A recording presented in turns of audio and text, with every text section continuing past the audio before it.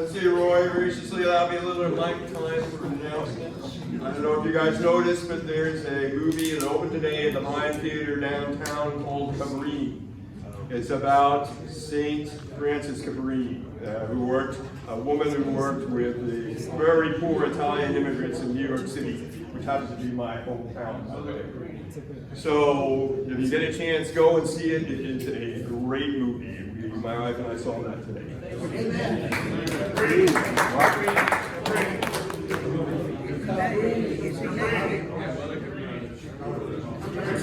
Hey, that movie's got 5 logs, right? That's right. 5 logs.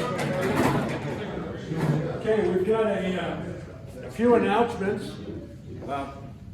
One, in answer to prayer, we need the tables up tonight.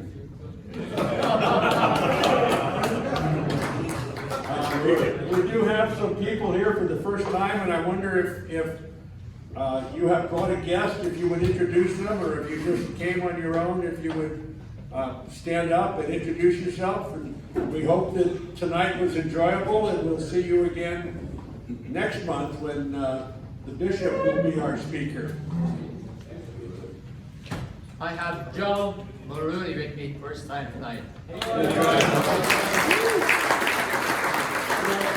Ryan's been threatening to bring you for months. I know.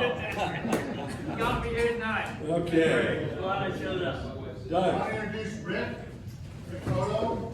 He goes to 9:30 Mass, first time here. So.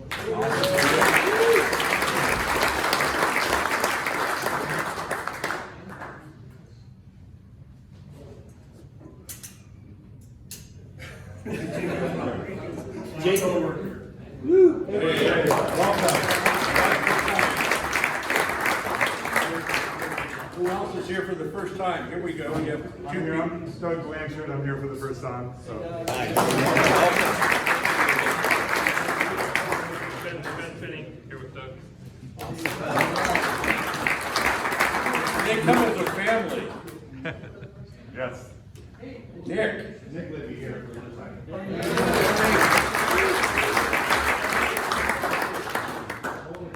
Those of you who have helped contribute to the baby bottle contribution and the diaper program and whatnot, Nick coordinates all that, and through to his hard work and the work of some of his fellow knights, they've been able to raise enough money to buy 4 ultrasound machines for some local clinics. So thank you for your work. Who else is here for the first time? Okay. Second time here.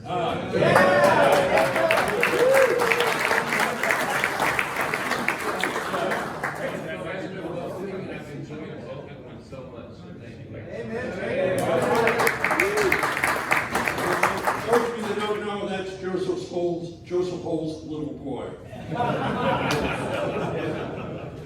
Okay.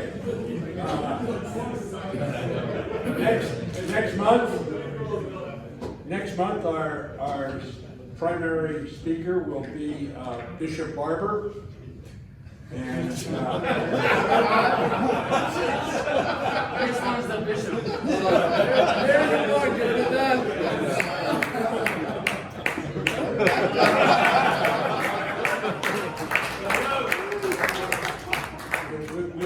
We'll have a meeting with the bishop's secretary tomorrow, and we'll work out the details on his presentation. And as you saw, Jonathan Ramirez will be sharing his faith story. Couple of things.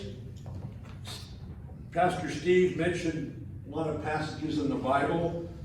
We have Bibles. We would encourage you to read a Bible, read a verse, pick a chapter. If you have a Bible, it should not look like this. It should be beat up and worn out. So we do have them on the table, and we have some over there. And if you needed a Bible, or there's someone that you know needs a Bible, we will be able to get these for just under $7.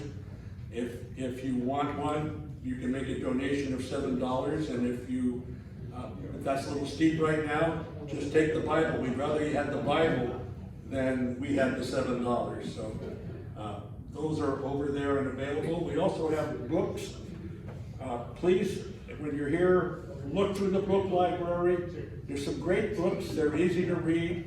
You're welcome to take one home and read it and return it or pass it along to somebody else. A number of those have been donated and passed along already, so help yourself with that. A couple of things. If some of you like to get here early, I think Brian could probably use one more person on a regular basis to help check people in. And if you like to peel potatoes and cut lettuce, Steve can always use another person or two in the kitchen. And do you have anything planned for next month? Yeah. So we're really excited to have the bishop here next month, and we asked what he really wanted, and he said chicken. So we're gonna do a lot of barbecue chicken, but my nephew's also he's a professional like smoker, meat smoker, and he's gonna do 2 huge briskets. So we'll have that option. Tonight, just a couple minutes of your help to clean up the tables. If someone wants to take home the flowers, grab them out of the vase. The vases are not mine. They need to go back into the storage room. But you can take the flowers home to whoever. Please help clean up for 5 minutes or 10 minutes. A few dishes in the back. Just a little bit of leftover food. So if you need something to take home, please come back and we'll give you a bag of that. Great to see everyone. Thank you. And thanks, Steve.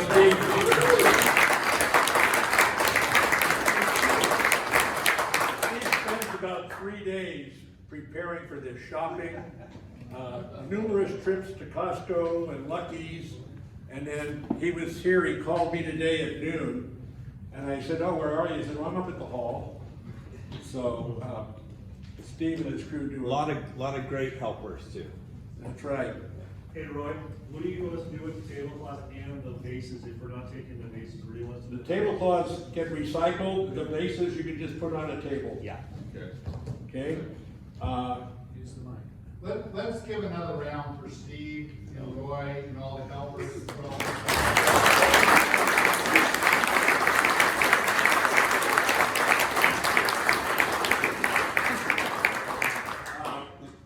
We've talked about doing a little bit more, and I just want to remind you what a barely practicing Catholic is. You attend Mass on holy days of obligation, you go to confession once a year, you receive communion during Easter, you observe days of fasting, support material needs of the church according to your ability. That's the minimum. We want to practice like a pro, not like a minimum. So this is amateur stuff, guys. With that, we have a closed. Oh. On the listing you have in September, Oh, yeah. I'm trying to get. I've got the application forms. I'm trying to get some information, but later in the year, I think probably in November, there will be a Cursillo weekend. That's an opportunity for men to go spend Thursday night, Friday, Saturday, and Sunday till about 4 o'clock together in a retreat setting. It's held at St. Augustine's at Elizabeth Seton in Pleasanton. I made a Cursillo back in the 70s, very primitive. We slept on a hard floor in an open, drafty gym. I think that was their way of penance. But now when I dropped Jim Lucas off this year, they had big, thick air mattresses to sleep on. You know, that is reason enough to make a Cursillo. If you are interested, I will have definite information next month. It's really an opportunity to deepen your faith and to learn more about yourself. It's a men's weekend. There is a follow-up weekend for spouses. So it's encouraged that if you're married, you and your wife would commit to doing the weekend. You would go on the men's, and then a couple of weeks later, your wife would participate in the women's, and you would both benefit from it long term. So I'll have all kinds of information next month. And with that, we have a closing prayer. Brian? And thanks everybody for your help and showing up and making this a great night. Thank you. In